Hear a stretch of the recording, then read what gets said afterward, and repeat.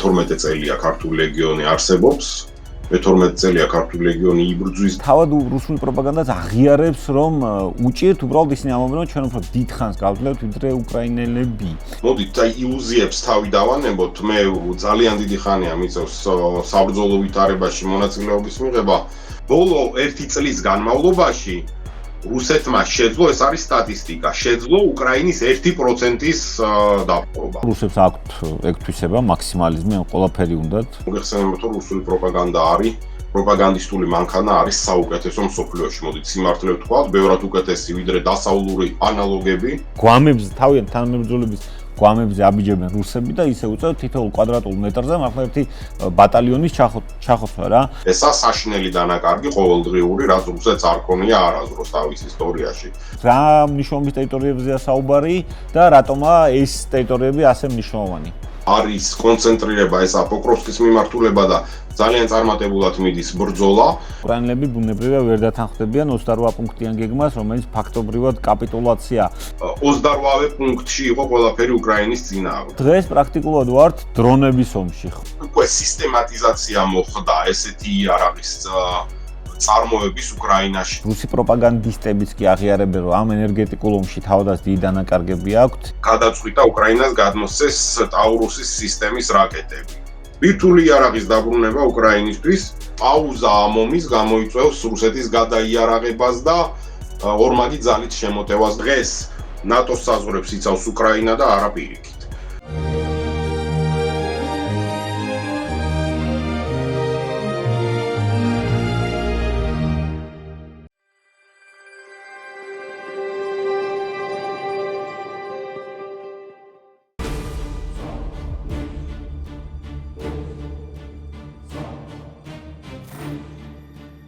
გამარჯობა, ეს არის გადაცემა აპოლიტიკური კოდი YouTube პლატფორმაზე. მისმინე, გამოყვებით YouTube-ზე, სოციალურ ქსელებში, Facebook-ზე, TikTok-ზე. დღეს ჩვენ გადაცემის სტუმარი იქნება და ჩვენი საუბრის თემა იქნება უკრაინა და ამიტომ ჩვენ გადაცემის სტუმარი იქნება მამუკა მამულაშვილი, ქართული ლეგიონის მეთაური უკრაინაში. გამარჯობა, მამუკა, როგორ ბრძანდებით?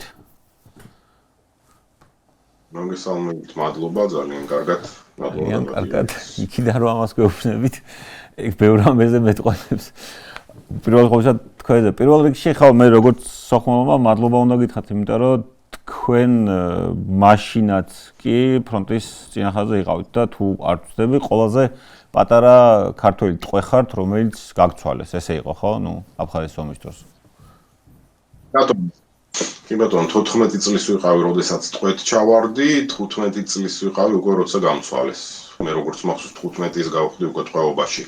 ნუ სამწუხაროდ ისეთი პერიოდი იყო, რომ საქართველოს ჭირდებოდა ნებისმიერი რესურსის ამონდა. კი ბატონო, ხო, ვიცი, მახსოვს ეგ პერიოდი, უბრალოდ მაშინაც და ეხაც სიმართლე რომ გითხრათ, მოსახლეობის რამდენ პროცენტს ქონდა გაცნობიერებული, რომ ომში ვიყავით და ვერ გეტყვით რა, სამწუხაროდ ეგ დიდი პრობლემა ჩვენი საზოგადოების რა, მაგრამ დღეს მაინც უმეტესწილად უკრაინაზე მინდა გესაუბროთ. პირველ რიგში რა განწყობებია თავად უკრაინულ საზოგადოებაში, ან თქვენ რაც შეგვიძლია გითხრათ, არა მარტო ომთან, რომელიც 4 წელიწადია მიმდინარეობს, სხვა შორის ამ ომმა თავისი ხანგრძლივობით უკვე პრინციპში უტოლდება ეგრეთ წოდებულ დიდ სამამულო ომს, ანუ აღმოსავლეთ ფრონტზე ომს მეორე მსოფლიო ომში რა, 4 წელიწადი გახდება მალე და ნუ ბუნებრივია რომ არ ეგეთ გამოთქმა ომით დაღლა რა და ეგ ბუნებრივია იქნება საზოგადოებაში. პლუს ეხლა რასაც ვხედავთ, მიმდინარეობს სამშვიდობო მოლაპარაკებები და მე რამდენი რაუნდია უკვე ამ სამშვიდობო მოლაპარაკებების გულისხმობ, როგორც ვიტკოფის, ეს ვთქვათ, მიერ გამართულ მოლაპარაკებებს, ასევე კუშნერი არის დამატებული, პლუს რუბიო ცალკე თავის სამოლაპარაკებო ტრეკს ალაგებდა, ესე ვთქვათ და ამ ყველაფრის მიმართ რა განწყობებია რა.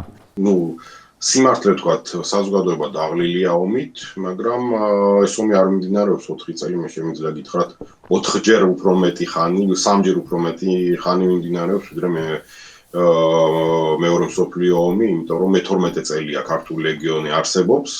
მე-12 წელია ქართული ლეგიონი იბრძვის და მე ვერ ვიტყვი, რომ ეს 4 წელი ბევრად უფრო რთული იყო, ვიდრე დანარჩენი 8 წელი, იმიტომ რომ ფაქტიურად იგივე ომი იყო, უბრალოდ ბევრად უფრო ნაკლები გაშუქება ქონა მედიაში ამ ომს და ყოველთვის ვიძახდით, რომ ფაქტიურად უკრაინა ებრძვის რუსეთს მთელი ამ 12 წლის მანძილზე.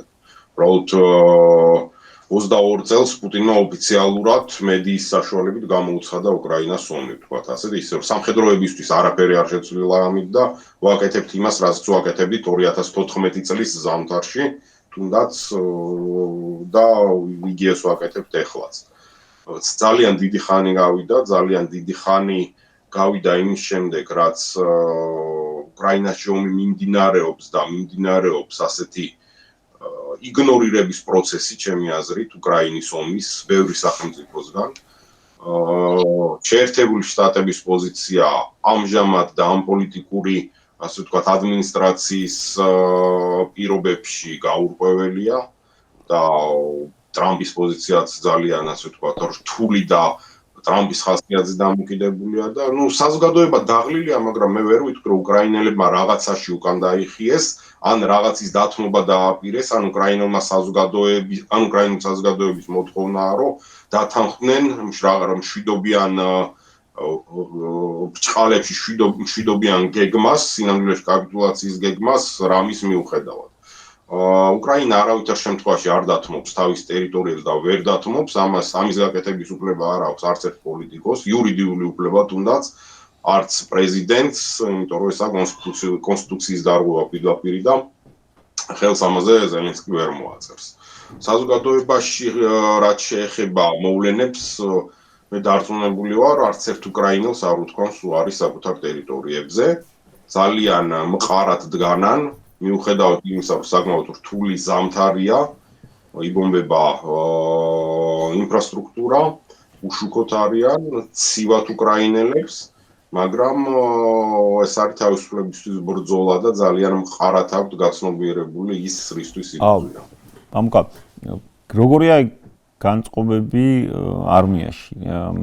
რაც ახლა ძირითადად მე სიმართლე გითხრობ უკრაინულ და რუსულ არხებს. და რუსულ არხებზე რაც მინდის ახლა პროპაგანდა, რომ აი უკრაინა რატო უნდა დათანხმდეს ეხლა არის რაც თქვენ ახსენეთ, ერთია ენერგეტიკული ომი, მეორე მხრივ თავადაც რუსი პროპაგანდისტებიც კი აღიარებენ, რომ ამ ენერგეტიკულ ომში თავადაც დიდი დანაკარგები აქვთ, იმიტომ რომ ხან რომელი ნავთობგადამამუშავებელი გამოდის წყობიდან გაურკვეველი ვადით და ხან რომელი პლუს უკრაინელებმა დაიწყეს დარტყმების მიყენება კასპიის ზღვაში ნავთობმოპოვებელ პლატფორმებზე და ეს ასე ვთქვათ ადრე არ ხდებოდა ეს პირველი შეტევა იყო ერთი კვირის წინ თუ არ ვცდები ლუკოილის პლატფორმაზე და გუშინ წინ განხორციელდა კიდე მომდევნო შეტევები პლუს ნოვოროსიისკამდე წვდებიან უკრაინული დრონები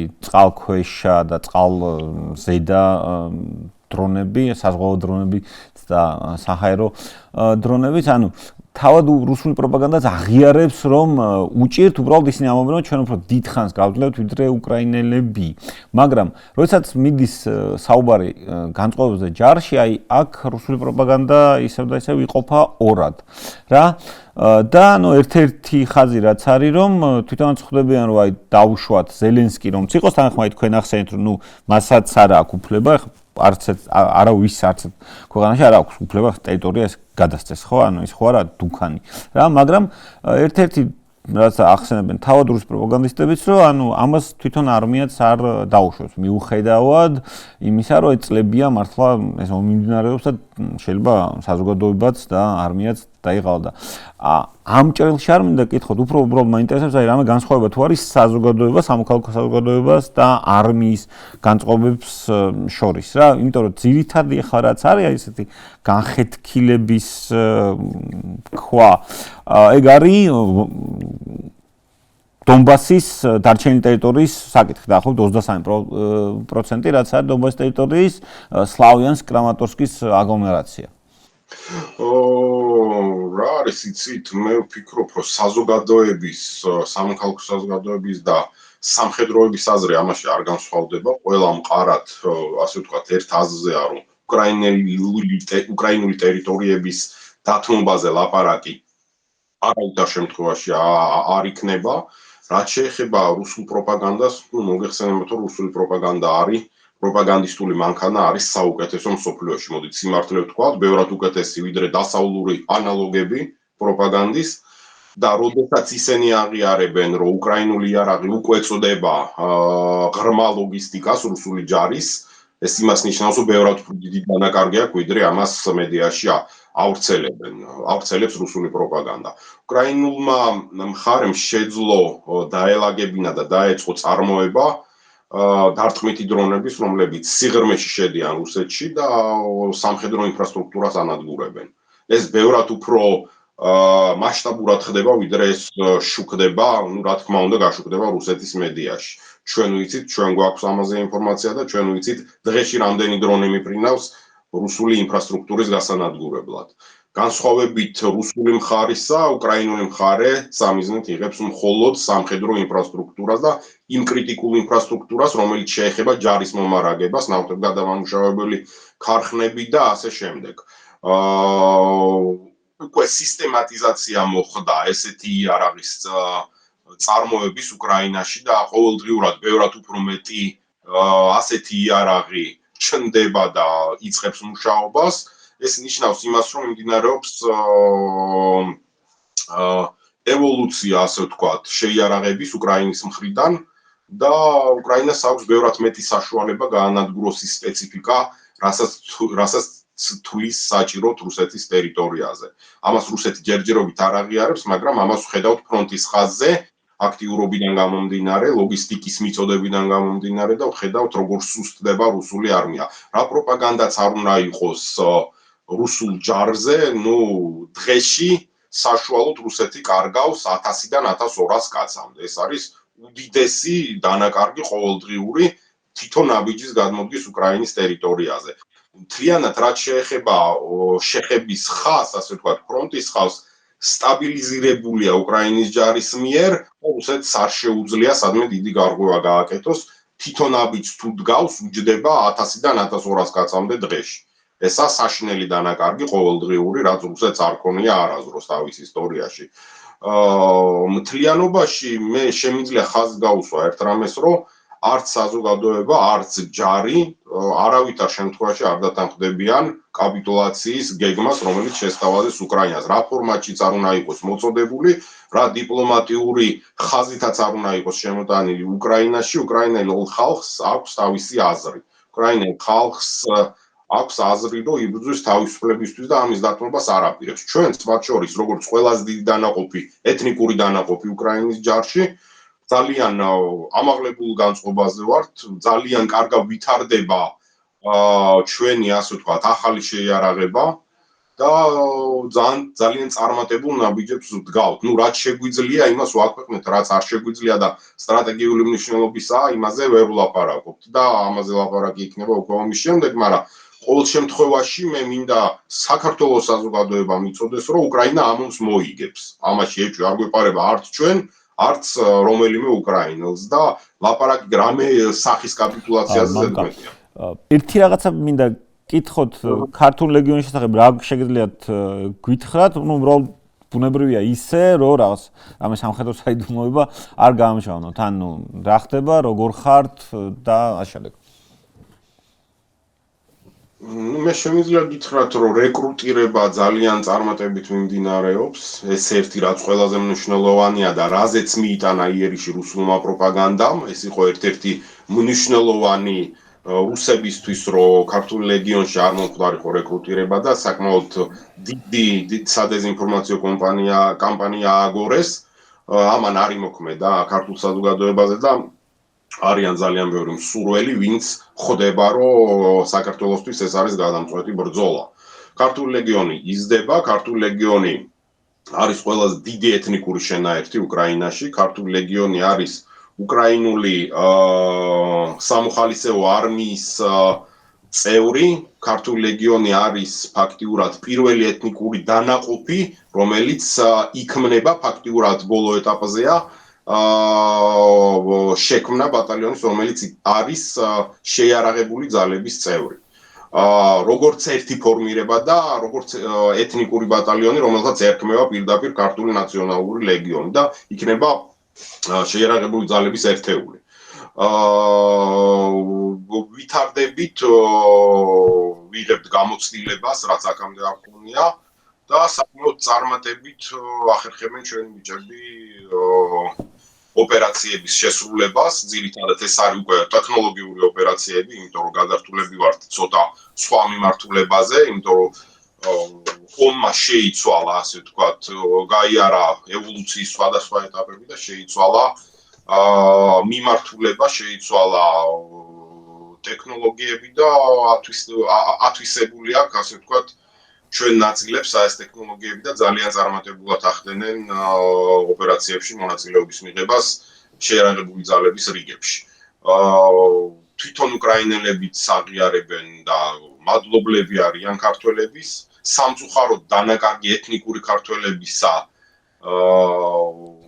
დიდია, სხვა ასე ვთქვათ ეთნიკური ჯგუფების წარმომადგენლებისგან განსხვავებით, მაგრამ ყველა აღიარებს, რომ საქართველოს ფაქტიურად საქართველოს საზოგადოებამ მიიღო ამ ომში მონაწილეობა უკრაინის მხარეზე ბევრად უფრო აქტიურად, ვიდრე რომელიმე სხვა ქვეყნის საზოგადოებამ.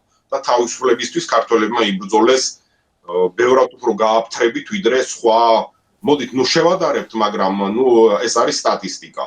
ქართველებმა ბევრად უფრო მეტი და ბევრად უფრო დიდი რესურსი დახარჯეს ამ ომში, ვიდრე დახარჯა ნებისმიერი სხვა ქვეყნის წარმომადგენელმა. სათანადოდ გამოცდილებაც მეტი გვაქვს, სათანადოდ აღიარებაც მეტი გვაქვს და სათანადოდ საქართველოს დიდებაც უფრო ფართოვდება და ესაა ჩვენი ყველაზე მნიშვნელოვანი. ისიც რომ უკრაინელებიც თავის მხრივ ჯერ კიდევ 90-იანებში უკრაინელი მოხალისეები იბრძოდნენ აფხაზეთში. მახსოვს პირადად თქვენს გემახსოვრებათ ეს.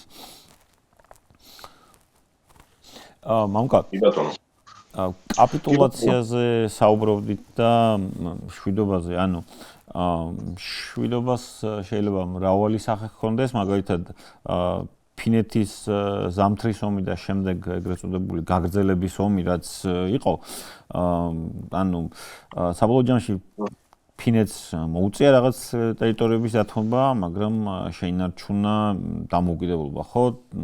იგივე რო ავიღოთ სამხრეთ და ჩრდილო კორეის სცენარი, რომელიც განიხილებოდა, მაგრამ მე არ მგონია, რომ ეგ სცენარი განხორციელდეს თუნდაც რუსეთის პოზიციის გამო. რუსებს აქვთ ეგ თვისება, მაქსიმალიზმი, ყველაფერი უნდათ ერთბაშად.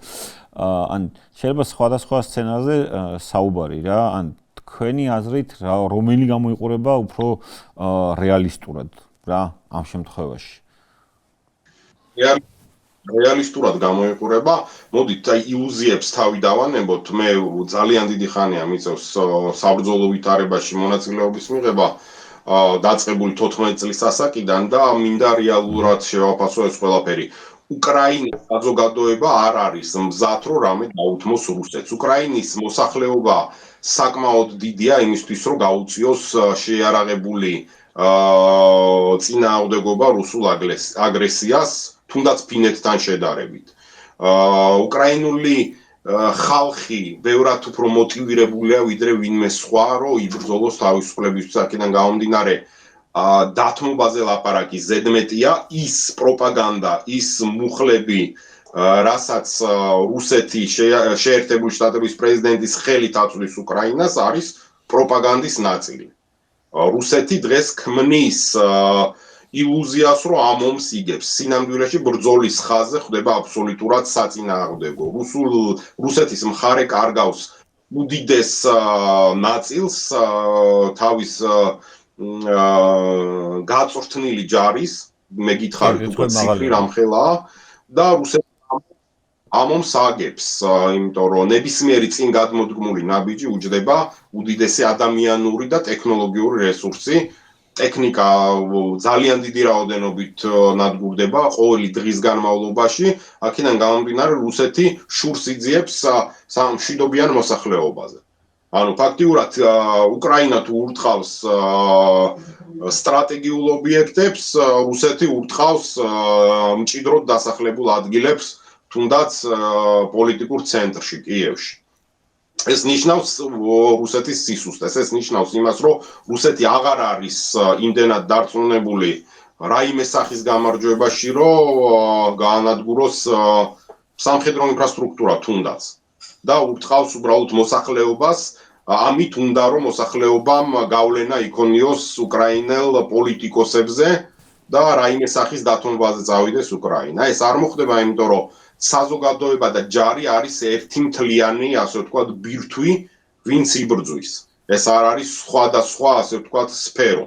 და ძალიან უპრეცედენტო ვალანტიორული მოძრაობაა უკრაინაში. ესეთი რამე არ უნახია არავის და არ ყოფილა არასდროს, როდესაც სამოქალაქო საზოგადოება ესე აქტიურად ეხმარება ჯარს რეაბილიტაციაში, ეხმარება მომარაგებაში და აბსოლუტურად ყველაფერში თუ რამე შეიძლება დაეხმაროს ნებისმიერი უკრაინელი ჯარს. ისე რომ გამომდინარე აქედან მე დარწმუნებული ვარ, რომ უკრაინა არ წავა არანაირ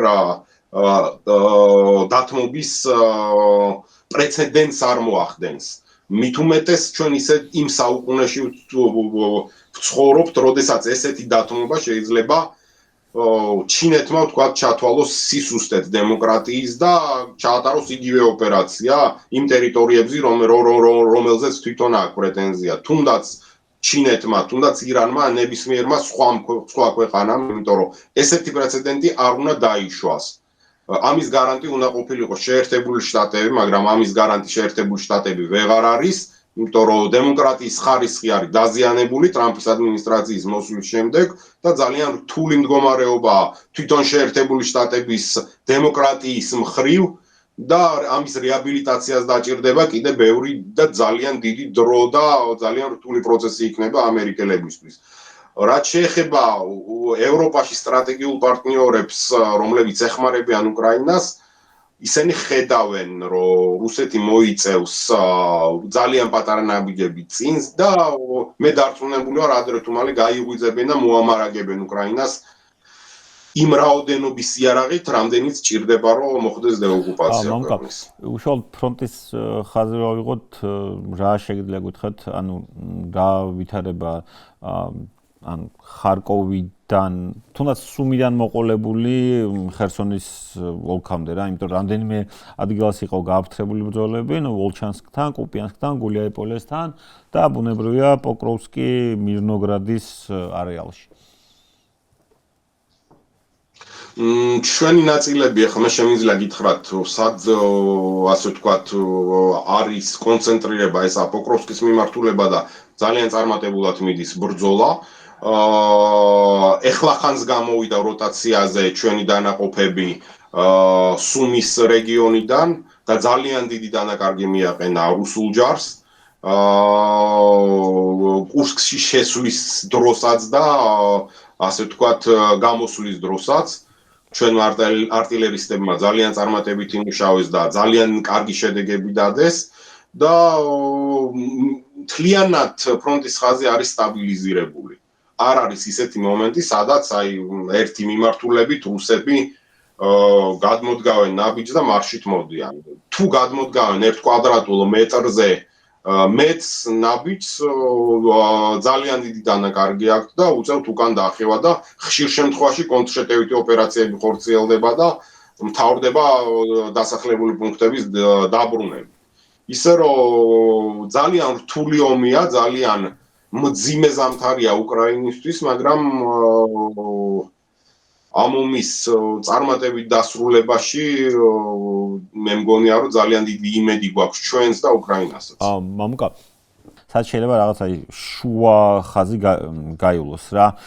იმიტომ რომ აბსოლუტურად ყველაფერში გეთანხმებით, რაც თქვენ თქვით, მაგრამ მეორე მხრივ რამდენად აქვს ხა უკრაინას დაუშვათ იმის რესურსი, რომ ეხლა დღეს ან თუნდაც ხვალ სამხედრო გზით დაიბრუნოს ტერიტორია, რავი 91 წლის ან თუნდაც 2022 წლის დასაწყისის რეალიებს რო დაუბრუნდეს რა. ანუ ეხლა რაც ჩვენ ვუყურებთ არის რუსული ჯარების, აი მართლა ქართულად როგორა ნისნოი შტურმ რა სახორცე შტურმებია როცა მართლა უამრავი ადამიანი გვამებს თავიანთ თანამებრძოლების გვამებზე აბიჯებენ რუსები და ისე უწევთ თითოეულ კვადრატულ მეტრზე მართლა ერთი ბატალიონის ჩახოცვა რა მეორე მხრივ იმ შეერაღების პირობებში რასაც დავუშვათ იგივე ჩვენი მოკავშირეები დასავლელი მოკავშირეები აწვდიან უკრაინას და პლუს იმ პირობებშიც რომ ვეიბერთალა ტერიტორიის გათავისუფლებაზეა საუბარი ანუ როგორ გონიათ დავუშვათ უპრიანი ხო არ იქნებოდა რაღაცა ის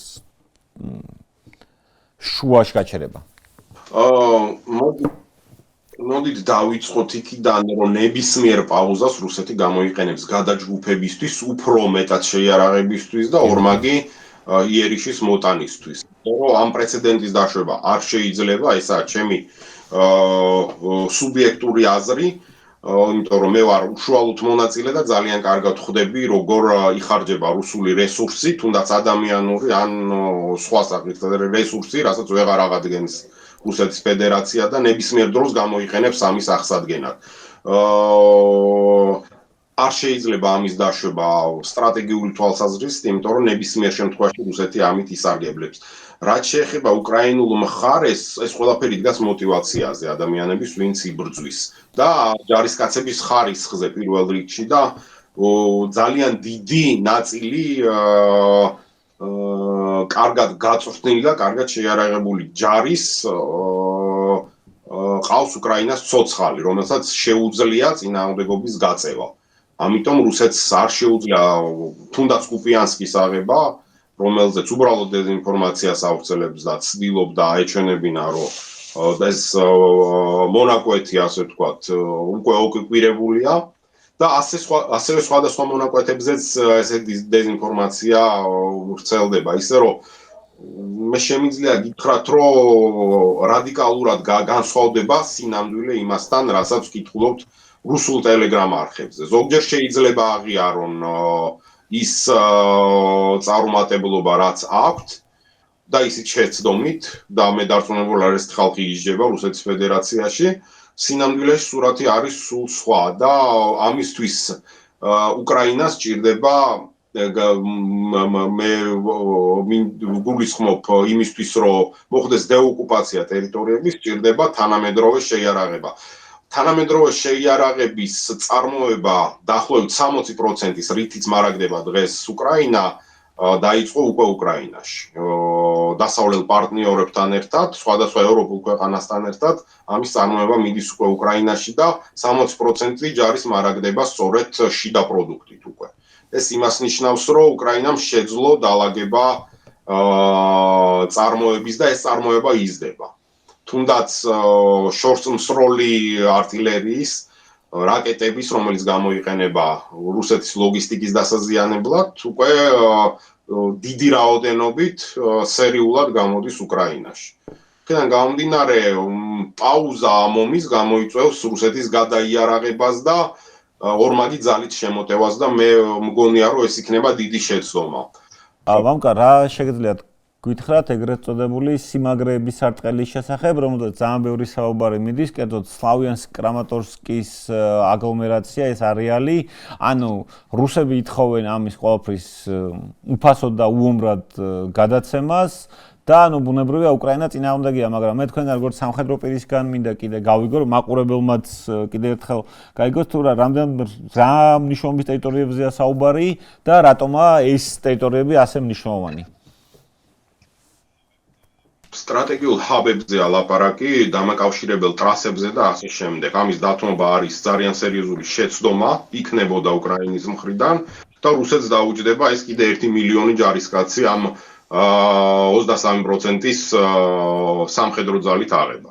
ისე რომ ამის გადაცემა რა თქმა უნდა სისულელეა და რუსეთი ითხოვს სისულელეს და ამის გაკეთება არავითარ შემთხვევაში არ მოხდება და ძალიან კარგად იცის რუსეთმა ეს და ცდილობს ტრამპის ადმინისტრაციის საშუალებით, ასე ვთქვათ, გაავრცელოს ნარატივი, რომ ამ მიდამოებს მაინც, ასე ვთქვათ, დაიპყრობს რუსეთი. ეს ესე არაა და არავითარ შემთხვევაში ესე არ მოხდება. მე ვიცი, რამდენად მყარი ფორტიფიკაციებია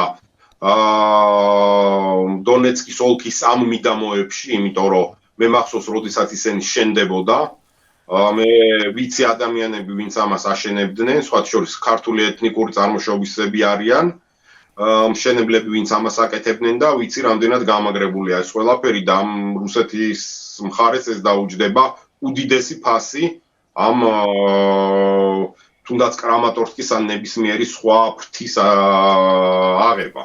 ისე რომ მე არ მგონია ამაზე ვინმე დათანხმდეს. არასერიოზული შემოთავაზებაა რუსეთის მხრიდან, როგორც ყველა 28 პუნქტი, რომელიც შემოთავაზებული იყო შეერთებული შტატების მიერ უკრაინისთვის. ამ 28 და 20 პუნქტზე რო ვისაუბროთ, ანუ 28 პუნქტი იყო დიმიტრიევის გეგმა უწოდოთ და შემდეგ ჟენევაში დავიდა 20 პუნქტამდე, რუსები ძახიან 28 პუნქტის გარდა მათ არაფერი არ აწყობთ, შეიძლება ოდნავ უფრო რეალისტური იყოს 20 პუნქტიანი გეგმა, მაგრამ რუსები ამას არ თანხმდებიან და უკრაინელები ბუნებრივია ვერ დათანხმდებიან 28 პუნქტიან გეგმას, რომელიც ფაქტობრივად კაპიტულაცია.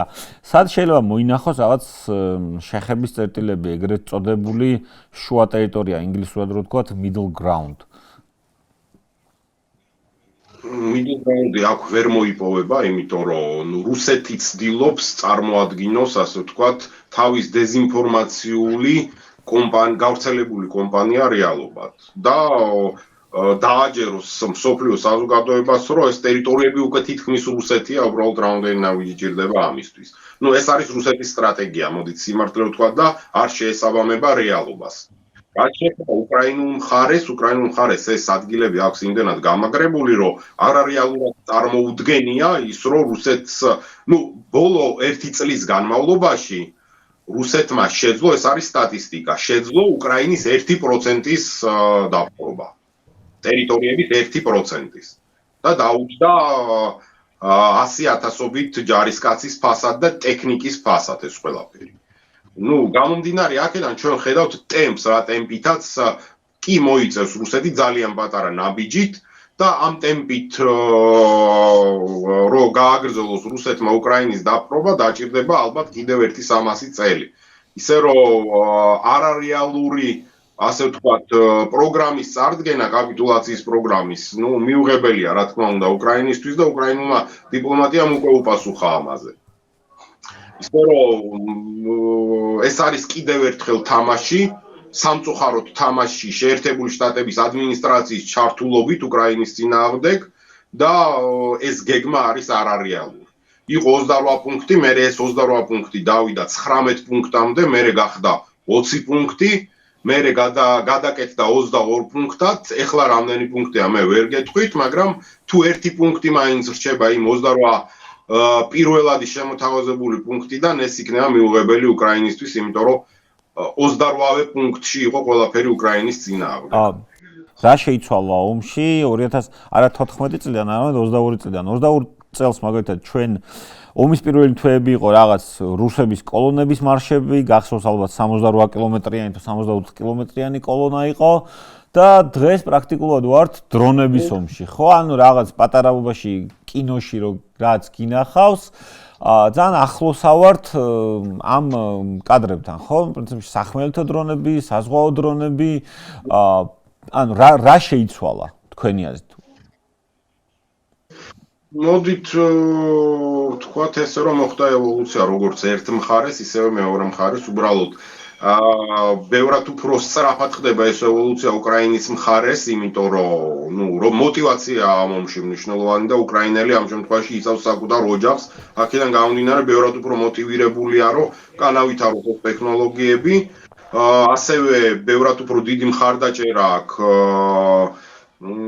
დასავლური ქვეყნების, რომლებთანაც ერთად აწარმოებს ბევრ სპეციფიკას ამჟამად. რაც შეეხება საზღვაო დრონებში აბსოლუტური დომინირება ხდება უკრაინის, ფაქტიურად შავი ზღვის ფლოტი გაწმენდილია რუსული ძირითადი რუსული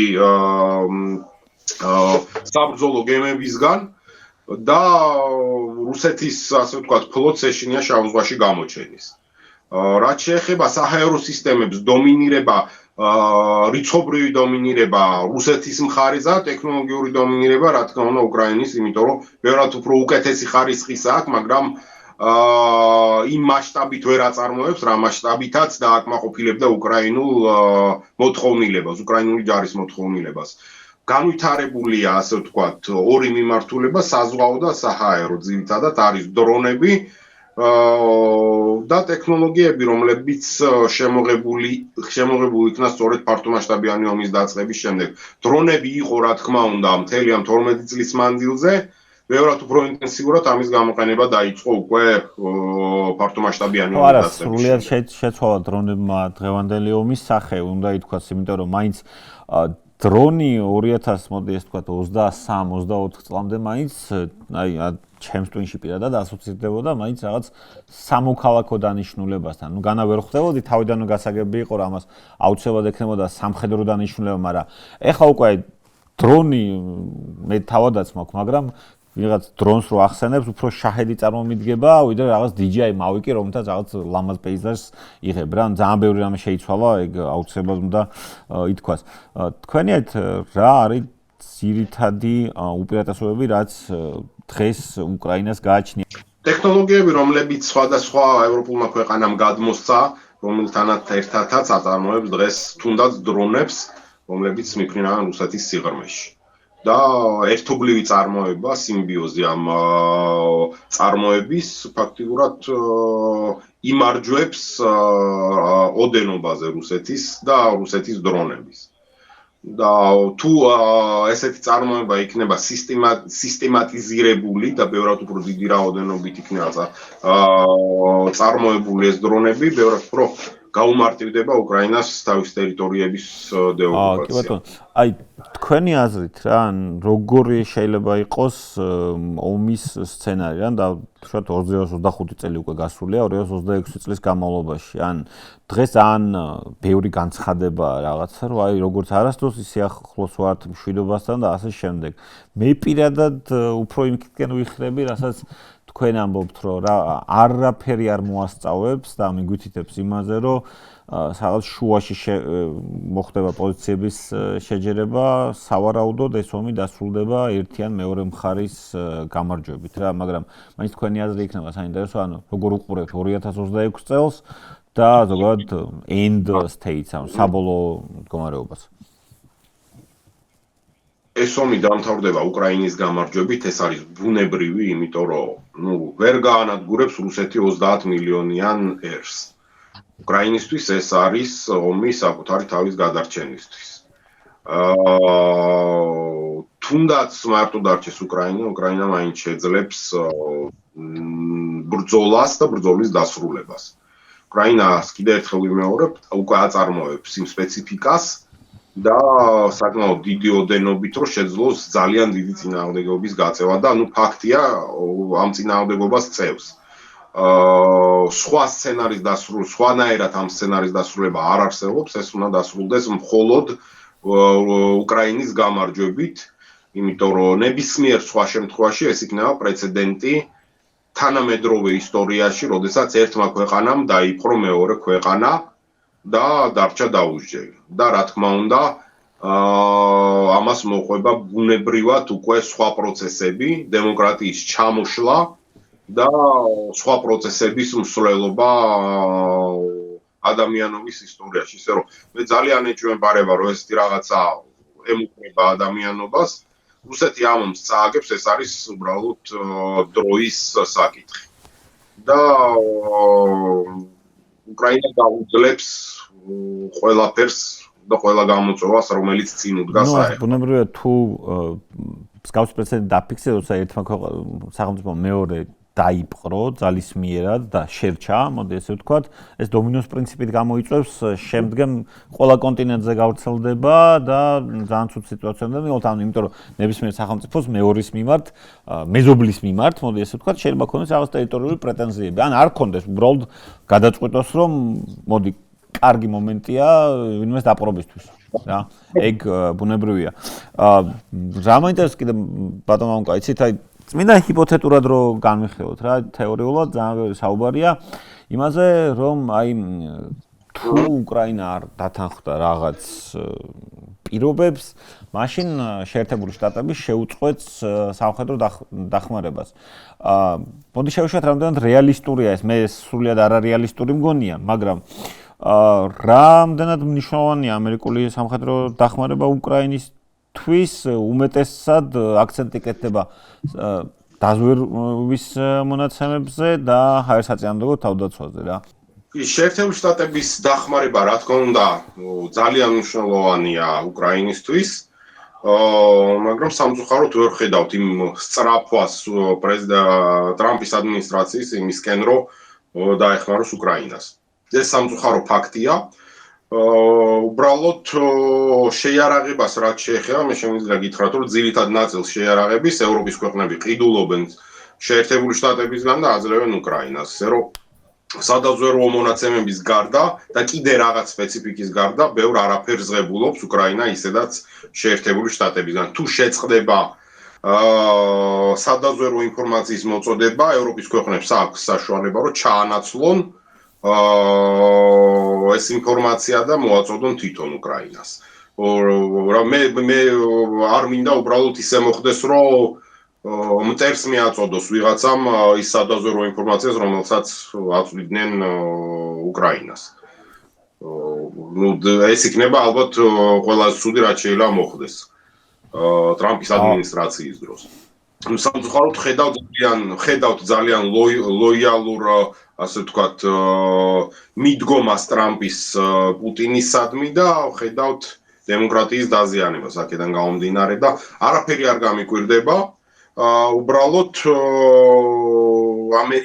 ამერიკელი ხალხი არის, თავისუფალი ხალხი და დარწმუნებული ვარ, არ დაუშვებენ ისეთ რაღაცას, რომ საბოლოოდ დაზიანდეს ამერიკის რეპუტაცია.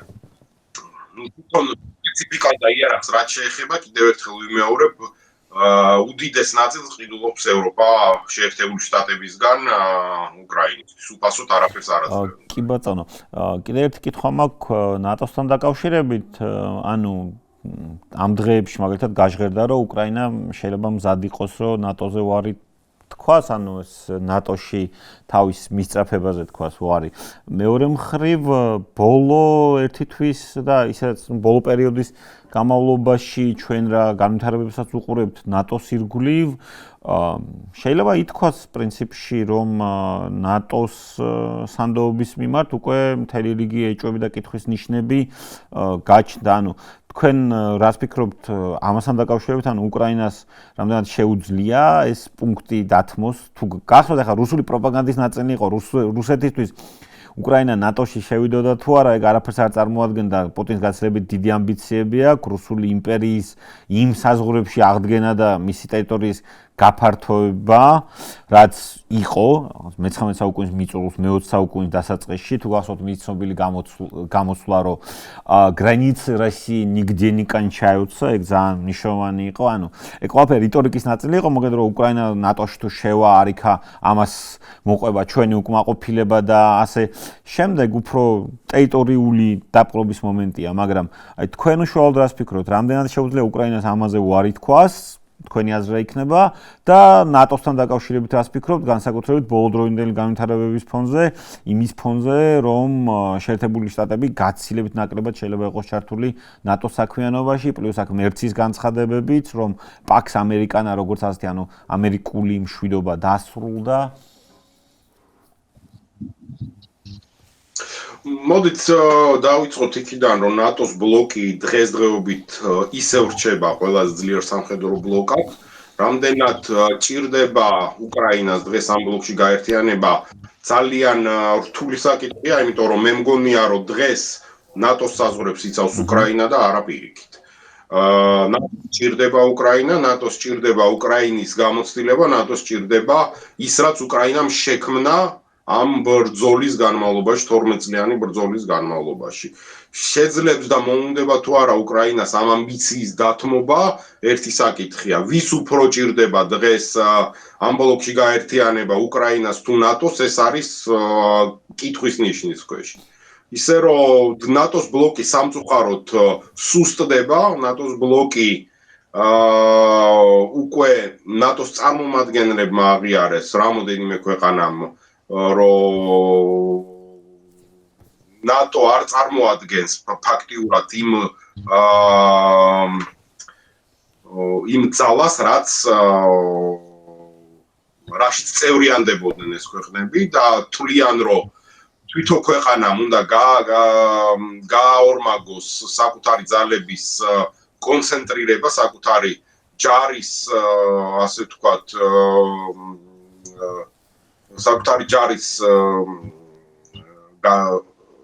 გადიდება და ძალიან მნიშვნელოვანია თუნდაც სლოვაკეთისთვის, ვთქვათ, საკუთარი ჯარის ყოლა, იმიტომ რომ ნატოს შესვლის შემდეგ, როგორც ერთ-ერთი ოპცია, ვთქვათ, გამოიყენოთ სლოვაკეთი, ფაქტიურად ჯარი დაიყვანეს 5,000